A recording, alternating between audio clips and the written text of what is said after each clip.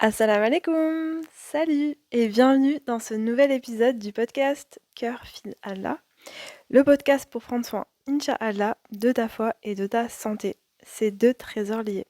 J'espère que tu vas bien. Si c'est le cas, Elhamdoulilah. C'est pas le cas, bon courage et sache que Dieu est avec les patients et les endurants. Et qui nous dit, sourate 2, verset 45, cherchez de l'aide par la patience et la prière. Je te souhaite bon courage pour ton épreuve et j'espère, Inch'Allah, qu'elle te sera bénéfique et que tout ça, ça sera un khayr pour toi. Il y a une phrase que j'aime beaucoup, que j'ai lue récemment, et c'était « Pourquoi est-ce qu'on se sent aussi bien pendant Ramadan ? Parce que on fait ce pourquoi on a été créé, à savoir adorer Allah. » Et c'est vrai que le Ramadan, c'est toujours un moment vraiment particulier. Souvent, on se sent bien, on se sent, on se sent rechargé, on sent la proximité avec Allah, etc. Et en réalité, c'est ce pourquoi on a été créé. Sourate 51, verset 56, « Je n'ai créé les djinns et les hommes que pour qu'ils m'adorent. » Et je trouve, parfois on peut avoir cette vision de se dire, voilà, je sais que l'objectif de vie, au final, c'est le paradise, direction Jannah et tout, on le sait. Mais au quotidien, on peut avoir un peu une déconnexion entre notre objectif final et ce qu'on fait au quotidien pour l'atteindre. Il faut étudier, il faut travailler, il faut manger, il faut dormir, il faut avoir de l'argent, se marier, peut-être avoir des enfants, enfin, tout ça en fait, il faut vivre. Finalement, on peut pas juste rester dans la mosquée H24 et faire que des prières et des doras. Cette vie-là, cette dunya au final, elle peut nous monter à la tête ou en tout cas, parfois nous faire perdre de vue l'objectif. Et pourtant cette vie, cette dunya, c'est la seule qu'on a. C'est one shot et c'est ça ou rien en fait. Non, en fait, il y a même pas de rien, c'est ça, point. Et quand on lit le verset comme ça rapidement, on se dit voilà, on a été créé pour adorer Allah, OK. Comment je l'adore? Bah, je prie, ça fait peut-être 1 heure par jour. Je vais lire le Coran, allez, 30 minutes par jour. Bah, il me reste, quand même 22h30. Si mes calculs sont bons. Il reste 22h30 dans la journée, donc qu'est-ce qu'on fait de ces 22h30 là? Et pareil, on va se dire bon, bah, il faut adorer Allah, c'est jeûner pendant le mois de Ramadan. OK, mais il nous reste 11 mois dans l'année au final. Donc qu'est-ce qu'on fait du temps qui nous reste? Sourate 75, verset 36. L'homme pense-t-il qu'on le laissera sans but? Et effectivement, non. Allah nous a pas laissé sans but comme ça, vaquer à nos occupations et à simplement, faire nos 5 prières et jeûner le mois du Ramadan et salam alaikum. Le reste du temps, c'est tu te débrouilles. Non. Quand on va voir un peu la signification du mot adorer, donc dans ce verset-là, je n'ai créé les djinns et les hommes que pour qu'ils m'adorent. Le mot arabe, c'est, alors désolée d'avance pour ma prononciation qui vient de Franche-Comté, mais c'est Ya'boudoun, ce qui signifie adorer, servir ou être un serviteur. Et il est à la forme du présent, indiquant une action qui est continue et régulière. Donc déjà là, on commence à avoir une petite idée, parce que c'est une action qui est continue. C'est pas seulement ponctuel. Tu fais 5 prières par jour, ça c'est une action qui est ponctuelle. Là, c'est adorer, c'est quelque chose qui est continu. Et le terme ibada, donc qui veut dire adoration, ça englobe non seulement donc les rituels de prière bien sûr, mais toutes les actions de la vie quotidienne qui sont effectuées en suivant la volonté d'Allah, dans la sincérité et la droiture. Donc c'est le fait de vivre sa vie, mais vraiment selon les principes islamiques, de manière éthique et juste, de servir les autres, de se comporter avec intégrité, etc. Déjà, on commence à avoir une idée un peu plus large de c'est quoi adorer Allah. Parce que déjà, je trouve que rien que dans le concept de suivre la volonté d'Allah, déjà, il y a beaucoup de choses à travailler, je trouve. Parce que parfois, on veut quelque chose qui va à l'encontre de la volonté d'Allah, par exemple, et on va forcer, on va devenir obsessionnel sur cette chose, on va faire que des doras sur cette chose en disant je veux ça, je veux ça, je veux ça, je veux ça. Alors qu'en réalité, on n'est pas là pour avoir ce qu'on veut, ou ce qu'on pense vouloir, ou ce qu'on pense avoir besoin. On est là pour suivre la volonté d'Allah. Et ça demande vraiment un détachement, laisser son ego de côté et surtout avoir l'humilité de se dire que Allah sait et vous ne savez pas. Donc Allah sait ce dont on a vraiment besoin et nous, on ne le sait pas. Et de suivre sa volonté consciemment, d'accepter les décrets d'Allah, le destin qu'il nous a écrit, Rien que ça, déjà, c'est un énorme travail sur nous, un travail contre son ego, contre son âme qui est incitatrice au mal, de lâcher prise, vraiment tawakkul en Allah, de vraiment lui faire confiance à 100 et de se soumettre. Même quand parfois on comprend pas, derrière sa volonté, il y a toujours du khair. Il y a toujours, toujours, toujours du bien. Il y a les 99 noms d'Allah et parmi ces 99 noms, il y en a un que j'aime particulièrement, c'est mon préféré, je pense. Et je pense que tu vas rigoler, mais c'est El Rab. C'est le Seigneur, le Maître, le Souverain. Et il y a aussi un sens d'éducateur. Allah est celui qui éduque ses créatures et qui les guide. Et ça, j'aime trop parce que ça veut dire qu'il nous éduque à travers tout ce qu'on vit au quotidien et donc à travers les épreuves. Donc toujours avoir confiance en lui, tawakkul, tawakkul, tawakkul. Donc voilà, ça c'était le premier versant de Ibada, donc adoration. Et ensuite, le deuxième versant, c'est un chemin vers la proximité avec Allah, en quête de sa satisfaction. Et ça aussi, j'aime trop parce que ça veut dire que vraiment au quotidien, on est dans une quête. C'est comme dans un jeu vidéo où il y a des quêtes, bah là c'est pareil, on est dans une quête. La quête, c'est se rapprocher d'Allah, coûte que coûte. Se rapprocher de lui à travers les prières, à travers la lecture de son livre, évidemment. Comment connaître un auteur mieux qu'en lisant son livre, en l'étudiant, en le méditant, etc. Et il y a plein d'autres actions qui peuvent en fait nous rapprocher. Et je pense que chacun peut-être a ses préférés. Apprendre, lire les 99 noms d'Allah pour apprendre à mieux le connaître. Apprendre et lire les histoires des prophètes pour justement voir comment il agit, comment il opère. Du coup, on a le début et on a la fin. Alors que nous, dans notre vie, bah parfois, voilà, on est la tête dans le guidon, on se rappelle plus du début et on connaît pas encore la fin. Donc c'est dur de voir en fait son subtil plan se mettre en place dans notre vie. Alors que quand on regarde la vie des prophètes, on peut le voir à l'œuvre. Et ça, c'est magnifique et ça augmente justement le tawakkul, ça augmente la confiance en Allah. Et on l'avait vu dans l'épisode sur le ramadan. Qu'est-ce que la piété? C'était aussi réprimer sa colère, pardonner, faire des dons. Et ça, on le dit comme ça, mais c'est un djihad al-nafs aussi, hein, c'est dur. C'est dur parfois de pardonner. C'est dur parfois de réprimer sa colère ou même de faire des dons si on n'a pas beaucoup ou si on est vraiment attaché à ses richesses, etc. Se remettre en question, s'excuser auprès des gens et auprès d'Allah, l'istighfar, c'est ce qui te permet de devenir une meilleure personne. Si tu te remets jamais en question, si tous tes problèmes c'est toujours la faute des autres, bah en fait t'avances pas, juste tu te plains mais t'avances pas du tout. Ça sert à rien. Toujours essayer de chercher qu'est-ce que cet événement peut m'apprendre sur moi et sur ce que j'ai à travailler sur moi. Il faut pas avoir peur de s'excuser auprès des gens, de s'excuser auprès d'Allah. Allah nous le demande. Hein. L'istighfar, il l'a appris à Adam. Il lui a appris comment demander pardon. C'est pas pour rien. Adam, c'est un prophète, que la paix d'Allah soit sur lui, et on doit suivre les pas des prophètes. Donc, demander pardon, c'est aussi se rapprocher d'Allah, clairement. Et c'est un acte d'adoration quand on le fait dans cette optique-là, c'est-à-dire d'humilité, de combattre son ego et d'essayer de devenir une meilleure personne. Et pareil pour le pardon, ça peut être difficile parfois, mais on a la sourate 24, verset 22, qui nous dit qu'il pardonne et absolve. N'aimez-vous pas que Allah vous pardonne? Et Allah est pardonneur et miséricordieux. Et l'autre jour, j'ai écouté une vidéo de Ali Habibi, je sais pas si tu connais, c'est un docteur en psychologie qui fait de la psychologie islamique. C'est très intéressant. Et en fait, il disait que finalement, on devrait même remercier les gens de nous causer du tort parce que c'est une opportunité pour nous de leur pardonner et que en pardonnant, on fait une bonne action. Et Inch'Allah, Dieu nous pardonne nos fautes et nos péchés en retour. Et qui n'a pas besoin du pardon d'Allah? Qui ici peut se dire qu'il est parfait, qu'il fait pas de faute, il fait pas de péché, il fait pas d'erreur et qu'il n'a pas besoin du pardon d'Allah, qu'il est sûr d'aller au paradis? Personne. Et petite parenthèse, j'avais été à une conférence justement sur le pardon et la conférencière nous expliquait que souvent on pensait, tu sais, on avait cet état d'esprit du je pardonne mais j'oublie pas. Et en fait, c'est pas du pardon ça. Ça s'appelle je continue à être avec toi mais je n'ai pas oublié. Elle expliquait que le pardon, c'est vraiment, véritablement pardonner la personne. Et l'erreur, elle est dans le passé, c'est fini. On n'y pense plus, on ne ressasse plus, ça n'existe plus, c'est vraiment pardonner.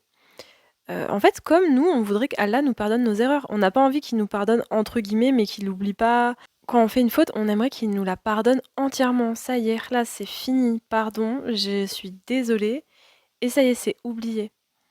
Et ben nous, faut qu'on se comporte pareil avec les gens. C'est-à-dire que quand on pardonne, c'est véritablement, c'est bon. J'admets que c'était pas incroyable ce que tu fait, voire c'était complètement nul, mais tu un humain, tu une humaine et on est faible, on peut fauter, je te pardonne. En fait, chaque action, étudier, travailler, peut-être se marier, avoir des enfants, voyager, s'occuper de sa famille, et tout ça, ça fait partie des 22h30 là qui nous restent par jour une fois qu'on a fait nos prières et qu'on a lu le Coran. Et toutes ces choses-là, ça peut devenir un acte d'adoration et un moyen pour toi d'être plus pieuse, plus pieux et de te rapprocher d'Allah en fonction de l'intention. Par exemple, tu vas faire des études, ça peut être voilà, pour acquérir du savoir, avoir un bon salaire, t'acheter une belle voiture, une belle maison, et voilà, c'est tout. Ou ça peut être pour acquérir du savoir utile, avoir un métier qui aide les autres, qui aide la communauté, et on sait qu'il y a un hadith qui nous dit que le prophète, que la paix d'Allah soit sur lui, nous dit que le meilleur des hommes, c'est celui qui est le plus utile. Avec cet argent, de subvenir aux besoins de sa famille, faire du bien avec cet argent, etc.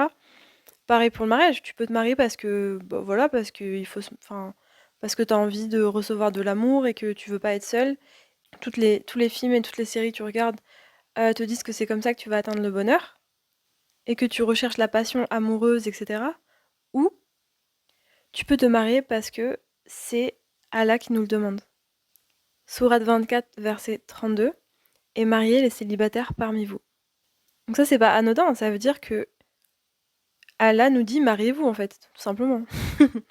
Ça veut dire que l'être humain, il n'a pas été fait, il n'a pas été créé pour être seul. Et donc, si tu vois le mariage comme ça, comme un acte d'adoration à accomplir pour plaire à Allah, eh ben, tu vas faire les choses différemment.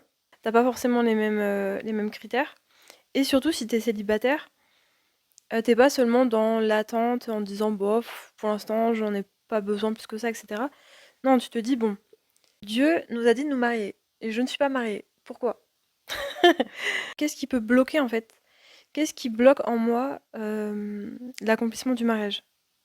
Puisque Allah veut qu'on se marie, donc si on réfléchit comme ça, Allah veut qu'on se marie, donc bah si j'étais prête, il m'enverrait un mari. Ou si t'es un frère qui écoute, il t'enverrait une femme. Et en fait, c'est vraiment un shift de mentalité où tu te dis, ok, il faut que j'accomplisse cet acte d'adoration. C'est comme le Hajj par exemple, tu vas mettre de l'argent de côté pour pouvoir le faire. Et ben là c'est pareil, le mariage, tu te dis, bon, il faut que j'accomplisse cet acte d'adoration. Qu'est-ce qui bloque en moi en fait? Qu'est-ce qui m'empêche de le faire? Est-ce que j'ai des freins en moi, des traumas peut-être, des blocages? Qu'est-ce que je dois travailler en moi? Donc on sait que par exemple, les choses qui peuvent bloquer la baraka dans ta vie, ça va être les péchés. Si tu fais trop de péchés, ou même si c'est un péché mais que c'est régulier, etc. En tout cas, si tu fais certains péchés, ça peut bloquer les barakas dans ta vie. Pas hésiter à aller voir une psy, franchement une psychologue musulmane qui peut t'aider à travailler sur ça. Ou regarder des vidéos sur ça sur YouTube, il y a plein de coach love qui t'aident à, voilà, à débloquer certaines choses en toi pour aller vers le mariage, Inch'Allah. Donc tu vois, en fait, le fait de le voir comme un acte d'adoration, tu te dis pas, bon bah, je suis pas mariée, c'est pas grave, ça viendra quand ça viendra et c'est tout. Tu te dis, ok, il faut que je fasse des causes en fait pour aller vers cet acte d'adoration. Et les premières causes que je peux faire, c'est développement personnel. Et je pense que notre épanouissement, l'épanouissement d'un kawam et l'épanouissement d'une salihat, ça passe par le mariage. Après, pas de pression, hein, faut faire confiance en Allah, toujours tawakkul. Allah a son propre timing. Si t'es pas marié, il y a rien de grave, t'es pas une moins bonne musulmane qu'une autre. C'est pas du tout ça. Mais il faut faire les causes. Donc voilà, tout ça pour dire que l'intention de se rapprocher d'Allah et de l'adorer, encore une fois, hein, pour revenir sur le verset, c'est dans tout en fait, c'est dans tous les aspects de notre vie. Et c'est pareil pour les voyages par exemple. Est-ce que t'as envie de voyager simplement voilà, pour profiter de ton temps libre, de tes vacances et mettre des stories trop stylées? Ou t'as envie d'aller observer toute la création d'Allah, d'observer sa grandeur et sa puissance à travers sa création, en voyant différents paysages incroyables, en voyant des animaux improbables, en rencontrant des gens aussi. On a la sourate 22, verset 46 par exemple.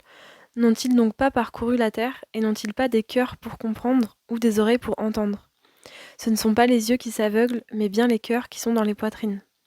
Ça me fait penser à l'épisode qu'on avait fait sur le cœur. Et on en a d'autres, hein. Sourate 29, verset 20. Parcourez la terre et voyez comment Allah a commencé la création. Sourate 67, verset 15. C'est lui qui vous a soumis la terre. Parcourez donc ces vastes étendues et mangez de ce qu'il vous fournit. Vers lui est la résurrection. Ou encore, Sourate 30, verset 22. Parmi ces signes est la création des cieux et de la terre, et la diversité de vos langues et de vos couleurs. Voilà bien là des signes pour ceux qui savent. Donc voilà, cherchez à adorer Allah 24 heures sur 24, 7 jours sur 7, 12 mois sur 12 mois, dans tout ce qu'on fait. C'est vraiment une philosophie, quoi.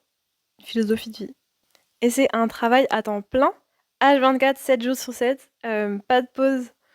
Donc, de vraiment prendre soin de sa foi, d'essayer de toujours augmenter sa foi, de se rapprocher d'Allah. C'est vraiment un combat, surtout dans le monde dans lequel on vit. Et en fait, j'ai vraiment cette vision du on est là. Je suis en train de faire des mouvements de main, mais du coup, tu me vois pas, mais on est là et on a notre objectif final qui est Jannah, paradis. Et entre nous et cet objectif final, il y a la vie, finalement. Et voilà, avec notre travail, nos études, peut-être notre mari, les enfants, ta. Et tout ça, en fait, comment dire, nous, on est en bleu, imaginons. On est en bleu et Jannah, c'est en bleu. Donc notre point de départ, il est bleu, notre objectif, il est bleu. Et tout ce qu'il y a entre nous deux, donc entre nous et le paradis, bah, il faut le peindre en bleu aussi. Ton mariage, hop, tu le peins en bleu. Le mariage, c'est pour me rapprocher d'Allah, c'est un acte d'adoration, c'est un combat, et c'est un objectif commun d'aller ensemble au paradis. C'est très important. Il faut vraiment trouver quelqu'un qui a la même optique que toi, c'est-à-dire aller au paradis. Sinon, et qui craint Allah. Sinon, dans son comportement avec toi, ça peut être compliqué. Toi, dans ton comportement avec lui, ça peut être compliqué. Si tous les deux vous craignez Allah et vous êtes conscient que c'est à travers ce mariage que vous allez pouvoir vous épanouir et, Inch'Allah, atteindre le paradis ensemble, alhamdoulilah. Sinon, ça peut être compliqué. Donc le mariage, hop, tu le peins en bleu. Avoir des enfants, pareil, ça me rappelle l'épisode que j'ai fait avec ma cousine, donc il s'appelle Tawakkul toujours, et elle parle justement de l'éducation de ses enfants, etc. Et ça aussi, tu peux le peindre en bleu. C'est aussi un acte d'adoration d'avoir des enfants, de les éduquer, de passer du temps à t'occuper de ta maison, de ton mari, de ton mariage, de toi, de tes enfants, tout ça, hop, ça peut se peindre en bleu. C'était la bonne intention. Pareil, faire des études. Tes études, tu les fais pour être utile.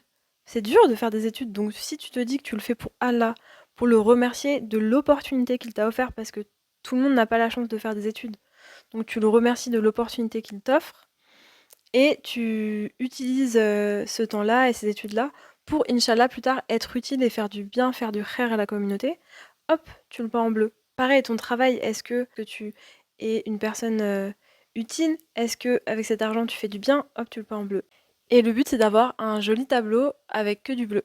Ou quelle que soit la couleur que tu veux, mais et pas laisser du vide, pas laisser du blanc, c'est-à-dire des actions qui ne t'apportent rien, et carrément du noir ou du rouge, peu importe la couleur que tu veux, mais vraiment des actions qui t'éloignent, au contraire des actions qui bah, clairement sont des péchés, ou alors des actions qui sont pas péchés mais qui sont pas terribles pour ta foi, qui te font du coup perdre du temps, qui te font t'éloigner, qui renforcent ton âme incitatrice au mal, etc. Ça va être des actions, voilà, on va dire noires, ou du rouge. Et donc là, si tu regardes ta vie, si on regarde notre vie, est-ce qu'on a du bleu, du blanc, du noir? Bleu, blanc, rouge en plus. Allez hop. Bref, est-ce que le but c'est d'avoir que du bleu? Est-ce que c'est le cas? Est-ce que vraiment on vit notre vie telle que Allah nous l'a décrété, c'est-à-dire il nous a créé pour du bleu, pour qu'on l'adore? Est-ce que c'est ce qu'on fait au quotidien? Ou est-ce qu'on a plein de blancs, voire carrément plein de noirs? Alhamdoulilah, on est toujours en vie, donc on peut se remettre en question, donc on peut avancer, on peut changer. Ça qui est bien. Si on se rend compte de ça le jour du jugement dernier, ça fait mal. Si on s'en rend compte aujourd'hui, alhamdoulilah, on est sur place, on peut encore faire des ajustements, changer. Et si justement tu vois qu'il y a certaines choses qui sont clairement en contradiction avec ta foi, j'en sais rien, un métier, une relation, peut-être hors mariage, ou en tout cas des choses qui vraiment t'éloignent d'Allah, qui font pas du bien à ta foi, eh ben, il est toujours temps de les arrêter complètement ou de les transformer et rajouter du bleu, bien sûr, quand tu vas à la mosquée, quand tu pries, quand tu lis ton Coran, quand tu regardes un prêche, quand tu écoutes un podcast sur la foi, quand tu regardes une vidéo sur l'islam, quelque chose qui te rapproche d'Allah, hop, tu peins en bleu. Et en fait, tout dans ta vie, tac, tac, tac, tac, tac, tac, tac, tu peins en bleu de aujourd'hui à Jannah, Inch'Allah, et puis voilà, hein. Inch'Allah, on se verra là-bas. Donc au final, même si t'as pas une vision claire de ce que tu veux faire dans la vie, de ce que tu veux faire plus tard, au niveau de la dunya, tant que ton intention première, elle est de satisfaire Allah et de lui plaire, et d'aller au paradis, franchement, le reste, c'est bismillah. Tu poses ton intention, quand tu dois prendre une décision, tu places Allah au centre, on renouvelle notre intention régulièrement, et après, voilà, on se laisse guider, Inch'Allah, on se laisse guider par Allah, hein. Bon, en tout cas, je te souhaite une très bonne fin de Ramadan. Que Dieu te guide, toi et tes proches, te facilite le bien et t'éloigne du mal. Et voilà, hein. Salam alaikum.